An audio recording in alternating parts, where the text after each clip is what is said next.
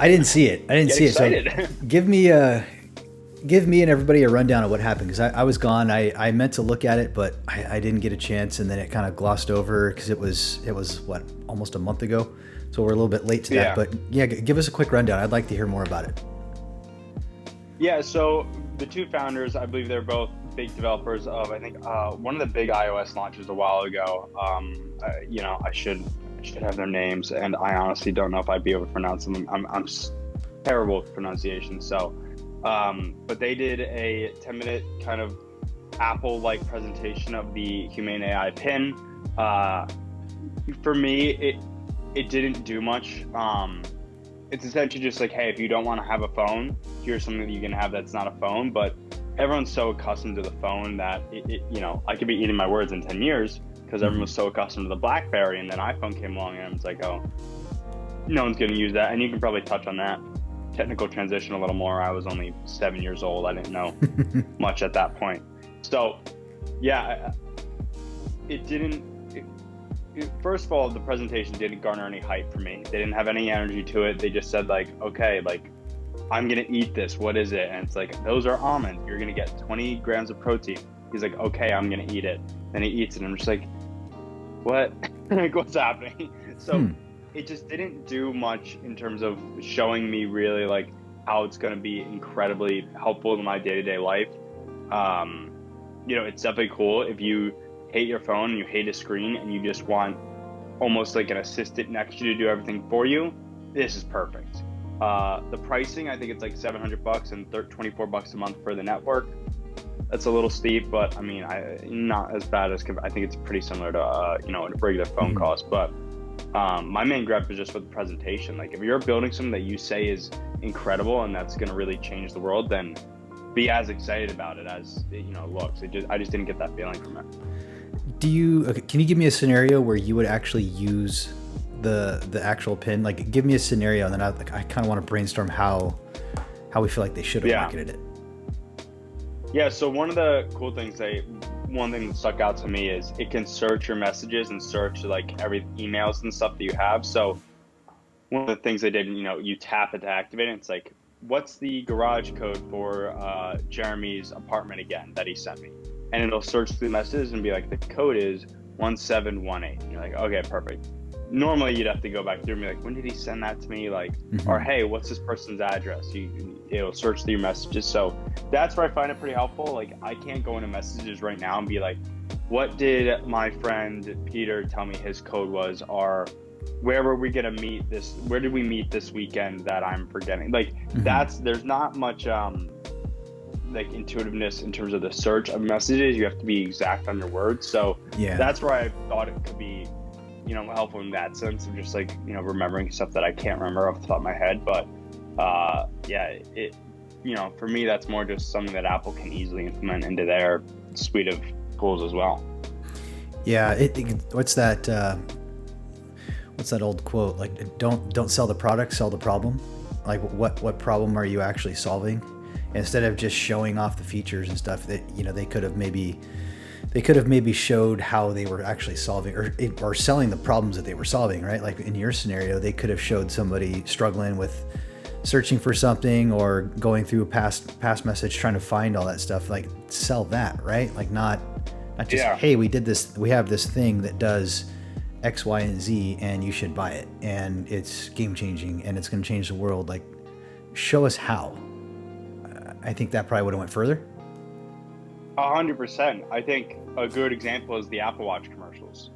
Apple Watch, when they released their like new $700 like extremely like extra terrain watch, you saw people like in the commercial going in the desert, they're in the freezing cold, they're climbing a mountain, they're swimming for an Ironman. Like, you're able to see where this watch is going to come into play and where it's really going to help. For them, it could have been as simple as like, a Thursday night, the AI Pin says, hey, Jeremy invited you over for happy hour. What would you like to do? And be like, you know what, I will. Say I'm going to be there in 30 minutes. And then be like, okay, perfect. And then you say, hey, I'm going to go to the store. I know Jeremy is allergic to gluten and he's not a big fan of wine, but he does like cocktails. What type of cocktails should I bring, or what ingredients should I get? And be like, these are a few ideas. Be like, okay, perfect. I don't know if it has, you're able to like call an Uber, so you can be like, hey, call me an Uber for the grocery store and then for Jeremy's apartment in the next 5 minutes. Mm-hmm. Okay, your Uber's here. Get in the Uber, you go to the store, you grab something and be like, hey, is this, organic and healthy cocktail mix right here? You'd be like, that's not as good, but if you go and find this brand, that's actually a better brand. Be like, okay, perfect, got it. I arrive at your apartment and I say, hey, what's the code for Jeremy's apartment again?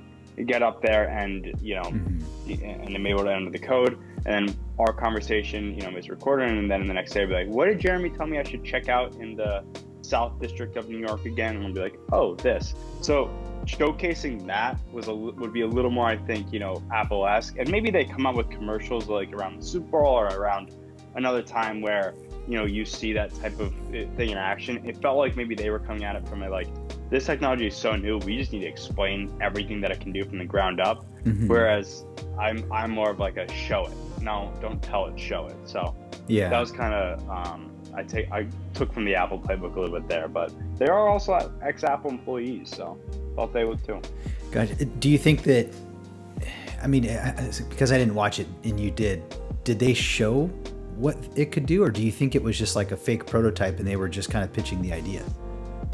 Yeah, they showed what it can do. They showed it can show how it can project on your hand. It can show the time. You can use hand gestures to text, to read messages, to do a bunch of different things. But and talk to me a little bit about this. When the iPhone came out, people who were the older generation who doesn't really adapt to technology that well, was it hard for them to get adapted to the iPhone, or did it come pretty easily? I don't know how to answer that. I think, just speaking for myself, I was an old flip phone guy. I mean, I grew up without a cell phone, right? And then the cell phone era dawned and everybody was rocking cell phones. The big shift for me, I remember I was a BlackBerry guy. I used to have BlackBerries, and I used to love texting, and I liked the feel of the buttons, right? And my biggest concern was, and my biggest concern about switching from the BlackBerry to the iPhone was not being able to feel the buttons. I thought it was going to be difficult, right? Like actually typing out without being able to feel. But then I think what ended up happening was Apple made things so simple. And once I started using it and you can feel the haptic, you can actually feel the buttons being pushed, even though it was just a flat screen.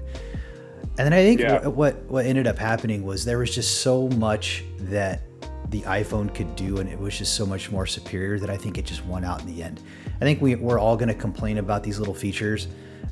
First thing that pops in my mind right now, this is totally unrelated, but kind of related in a way, is, I'm old and I'm trying to play video games. I've been playing the new Warzone game for a while lately, and there's so many buttons on the controller, and there's so many different things in the game, right? And I'm used to playing Mario Brothers on Nintendo where it was you're spamming A and B, but it just evolves, right? And the younger generation kind of grows up playing Call of Duty, where guys like me that were playing, the old school Nintendo with the two buttons, it's evolution, right? And I feel like smartphones kind of did that, right? Like BlackBerries, flip phones, like it just evolved into iPhones. And I could see a scenario where Apple just ushers in that spatial computing stuff, right? Like they're going to push that hardcore with the Vision Pro.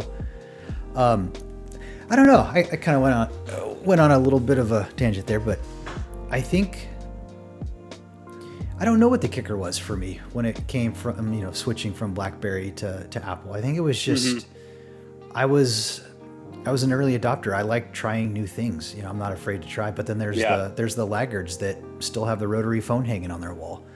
But I think everything evolves, and the younger generation comes through and just pushes everything through.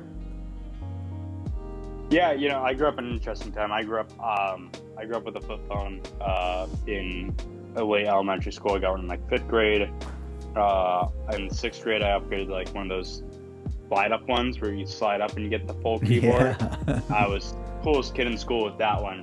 But then we got to 8th grade, and that was kind of when the iPhone 4 came out, and that's when kind of kids started getting iPhones. So that was it was really cool to kind of live in that era, because I feel like everyone below me just immediately got an iPhone as their first phone. For me, it's I knew what it was like to have to click a button 3 times to get to C, and then Mm-hmm. TR and S. I think that one was 4. But That's right. all this to say, the way that you have to operate the Humane AI Pin with the feedback on your hand when it's projecting on your hand, there's so many different motions and tapping or like for me it's just like I just want to see a screen that I can type on, like doing like all these different motions with my like it didn't click for me.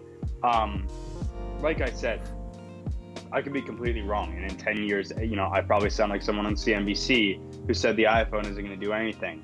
But in 10 years, maybe the Humane AI Pin is something that is just like, how did you ever doubt this was going to be a thing? And I have friends who thought like, this is so cool, this is going to change the game. And I'm just like, what is it really added? Yeah. But it's early, so we'll see. If I hope to maybe see someone with one day and ask them a lot of questions, and then have the company blackmail me because I asked too many questions. But who knows? I think at the end of the day, the less friction, the better, right? Now that you said that too, like all the different hand gestures and stuff, it kind of reminds me that, the iPhones that came out had one button, right? There was the home button, and that was it, right? And the BlackBerry has a million buttons, and you had the menu button, and you had the send, the answer, the call, like all the different buttons.